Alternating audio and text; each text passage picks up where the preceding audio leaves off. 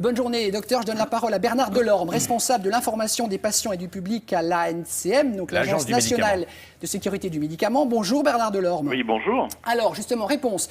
Romain Gérardi disait qu'il n'a pas obtenu les crédits pour financer les fameuses recherches. Pourquoi est-ce que vous, l'Agence de sécurité du médicament, vous ne donnez pas ces moyens de rechercher justement la vérité? Est-ce que vous voulez cacher quelque chose? Non, non, pas du tout. Romain Gérardi fait allusion à effectivement un appel à projet pour lequel son projet de recherche n'a pas été retenu. Ce qu'il faut savoir, c'est qu'au départ, nous ne sommes pas organisme de recherche. Hein, juste pour, il y a d'abord l'organisme principal de recherche médicale, il est bien connu en France, c'est l'INSERM. Hein.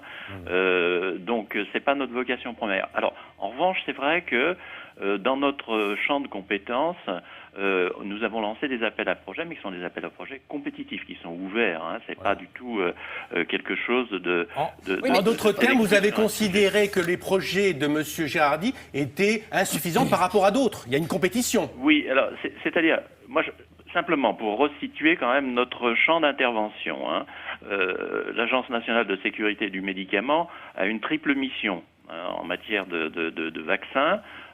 C'est-à-dire qu'il y a l'expertise, hein, c'est-à-dire on expertise les médicaments qui nous sont soumis, puisque au départ les vaccins c'est un statut de médicament, donc ils sont évalués avant leur mise sur le marché. On sait très bien que les essais qui sont réalisés, même si maintenant il y a des populations...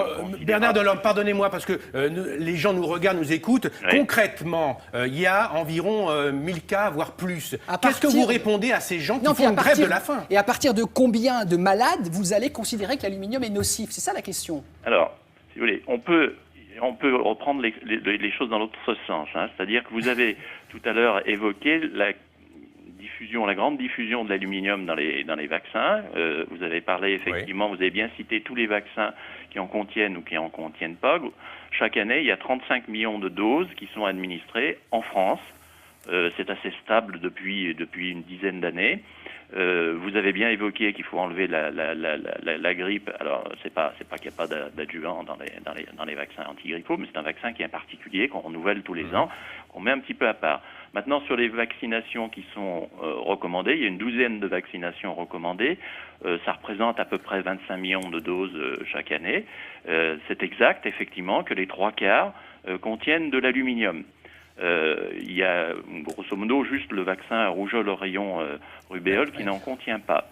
Oui, pardon, monsieur Delorme, on ne va pas pouvoir rentrer dans tous les détails. Simplement, voilà, en conclusion, il y a des gens qui sont en grève de la faim, qui sont malades, qui ont vraiment le sentiment de se heurter à un mur. Qu'est-ce que vous pouvez leur dire? On inverse, monsieur Delorme. Vous êtes vacciné, pardon, un exemple. Vous faites vacciner, pardon, excusez-moi. Vous faites vacciner, 3 mois après, vous avez cette maladie qui surgit. Qu'est-ce que vous faites? Vous avez envie qu'on vous écoute, qu'on vous respecte? Absolument. Et ça, c'est extrêmement important, puisque il n'y en a pas de sentiment, quand même. Comme vous le dites, c'est le patient qui a reçu cette vaccination et qui fait le rapprochement avec les symptômes. Donc la déclaration par les patients est quelque chose d'extrêmement intéressant. Didier Lambert, pardon monsieur Delorme, est-ce que vous avez le sentiment d'être entendu, Didier Lambert?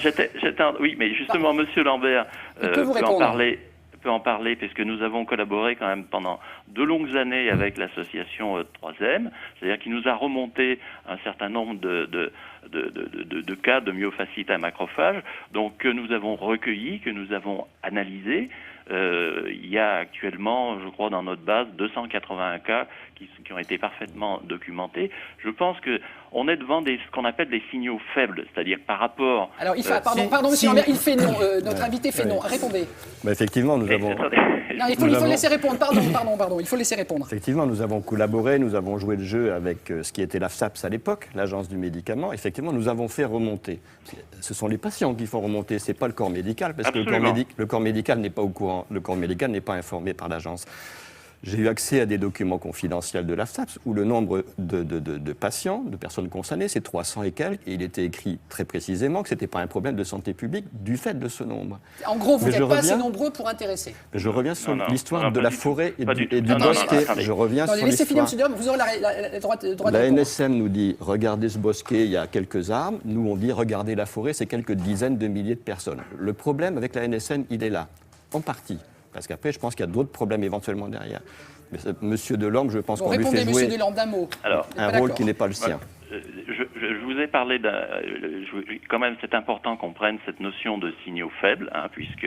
Ce n'est pas un signal faible. Mais laissez-moi parler, s'il vous plaît. C'est quantitativement, c'est quand même un nombre de patients relativement limité, très limité par rapport... Voilà, le problème est là. C'est-à-dire qu'en gros, il y a des millions de vaccinés en France. Pardon, monsieur Delorme. Non, il faut qu'on... Voilà, il y a des millions de gens, parce qu'il faut résumer, il y a des millions de vaccinés, comme ils ne sont apparemment que 1000, ça n'intéresse personne. C'est ça le truc.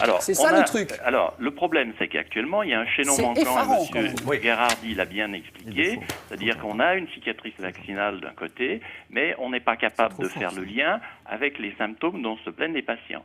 On a eu exactement le même type de situation avec la vaccination. On est un peu dans le même cas de figure que l'hépatite B, le vaccin de l'hépatite B. Effectivement, tout de suite après la mise en place de cette vaccination, 400 cas qui sont apparus très rapidement d'affections aussi très douloureuses pour les patients, puisque c'est une sclérose en plaques. Oui.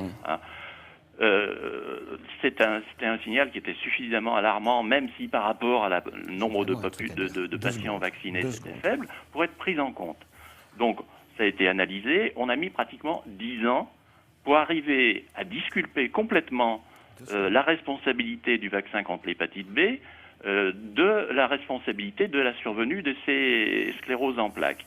Entre-temps, vous évoquiez le problème de l'indemnisation des patients. Il y a des patients qui ont été indemnisés par les tribunaux, qui ont pris en compte... mais j'ai senti quand même le sentiment, M. Delorme, qu'il faut aller devant les tribunaux, il faut se battre. C'est important. Et il faut faire une grève de la faim. La justice a tranché en faveur des patients, ce qui paraît une bonne décision, hein, parce que lorsqu'il y a un doute, le doute doit forcément bénéficier aux patients.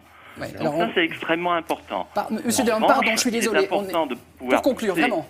Les investigations jusqu'à leur terme pour savoir si, oui ou non, le vaccin est responsable de la survenue de ces symptômes et de ces maladies. En l'occurrence, ça a été démontré, je vous dis, au bout de plus de 10 ans. Merci, Monsieur Delorme. Merci beaucoup, responsable de l'information des patients et du public à l'Agence nationale de sécurité des médicaments. Je vais redonner en conclusion la parole à Monsieur Lambert. Chacun se fera une opinion ce matin. Et on reviendra J'ai quand même le sentiment que c'est très déséquilibré. Et quand il parle d'aller devant les tribunaux, ce sont des gens malades qui doivent aller se battre contre certains lobbies, j'imagine. Monsieur Lambert, en conclusion. Juste pour terminer, je pense que, Sanofi a une filiale qui s'appelle Merial, qui est une filiale de produits vétérinaires. Ils ont mis au point des vaccins sans aluminium, parce qu'il était évident que pour les chats, ça posait des problèmes. En d'autres termes, vous voulez dire qu'on soigne mieux les chats que... Je pense que l'effort qui a été fait en direction des félins devrait être fait aussi en direction des humains et des enfants en particulier. D'un mot, l'ANSM, l'Agence nationale de sécurité des médicaments et des n'a financé aucun projet de recherche sur les risques vaccinaux. Vous confirmez? Absolument. Ils font des travaux, mais là, pour le coup, les propositions, les appels d'offres de Gherardi n'ont pas été acceptés. Ni les autres. Merci, pardonnez-nous, c'était un peu musclé, mais quand on s'énerve, on s'énerve. Merci beaucoup, bon courage à vous. Calme. On va penser également à vos collègues qui se battent avec cette grève de la faim. Que je vais rejoindre. Permettez-moi rapidement une initiative intéressante qui est menée actuellement à l'occasion de la journée internationale du handicap à Rennes, une exposition très intéressante, vous pouvez y aller à Rennes, il y a eu lieu à Paris, à Lyon, sur le handicap et sa dépendance. Donc j'appelle, et si vous voulez plus d'informations, tout ça sur le site de l'émission. Alexandre. Damien, effectivement, ça s'est mobilisé au Standard pendant que vous discutiez. Les gens sont un petit peu scandalisés, effectivement. S'il y a 1000 personnes qui sont touchées en France, vraisemblablement, elles regardaient cette émission et elles vous remercient d'en avoir parlé ce matin. Joël de Coulommiers dit il faut lancer des pétitions. Nous sommes tous des patients prêts à descendre dans la rue. Merci France 2 de votre sujet ce matin, si souvent occulté par les médias. Puis, alors effectivement, beaucoup de témoignages sur l'aluminium, mais aussi Richard, et vous reviendrez vraisemblablement dans cette émission, et on en reparlera, parce que quand vous nous le demandez, on fait les sujets derrière. C'est Caroline de la Marsa, c'est Louise de Marseille, c'est Laurie de Cannes, qui nous disent toutes, voilà, j'ai eu le vaccin de l'hépatite B, sanitaire et sociale, pour pouvoir devenir aide-soignante. Depuis, j'ai une sclérose en plaques depuis l'âge de 13 ans. Il y a d'autres vaccins qui provoquent des réactions, et évidemment, Richard, on en reparlera ici. Bien sûr, bien sûr. Et je vais, pardon Alexandre, présenter mes excuses à Yves, puisque vous ne ferez pas votre chronique aujourd'hui sur le toilettage, parce que vous avez vu qu'on a débordé parce qu'il fallait, je pense, vraiment laisser parler les différents interlocuteurs. Donc vous allez revenir très vite, ne vous inquiétez pas, Yves. Juste un mot pour dire qu'effectivement, pour les chats, on a fait beaucoup de progrès. Je trouverais normal que pour les humains, on en fasse autant. Voilà, les vous chats, abondez dans le sens de Didier Lambert. Et il y a des individus qui sont extrêmement réactifs au vaccin. Ces individus, il est très important de les dépister. Voilà. Et pour C'est ce cela, que disait ne Gérard. pas les vacciner ou changer carrément Voilà, de c'est vaccin. la susceptibilité. Et c'est ce qu'il faut faire. Comme l'ont fait les vétérinaires, il faut faire la même chose en Mais il y a de médecine l'aluminium humaine. dans les vaccins pour les chats. Oui, Il il y en y a avait, des parce qu'ils ont- vaccins qui ont Il y en contenu avait. d'aluminium et maintenant on produit des vaccins sans aluminium. Ça, c'est incroyable. Et C'est l'info du jour. C'est-à-dire Ouais. qu'on laisse l'aluminium pour les êtres humains dans les vaccins polémiques, sujet à polémique, et on enlève l'aluminium dans les vaccins pour les animaux. Voilà. Parce que les propriétaires sont intervenus et C'est que incroyable. on a- Et c'est Battez-vous, volontiers, monsieur Lambert. Continuez à vous battre. que je On sera là. cède ma On a- place. on a besoin de soutien C'est financier. volontiers que je cède ma place pour que des moyens financiers soient débloqués pour la recherche humaine. Tant pis pour mon sujet d'aujourd'hui qui concernait le toilettage, on le fera une autre jour. C'est beaucoup moins important que cette recherche sur les vaccins. Merci, docteur Layani. Merci beaucoup. On va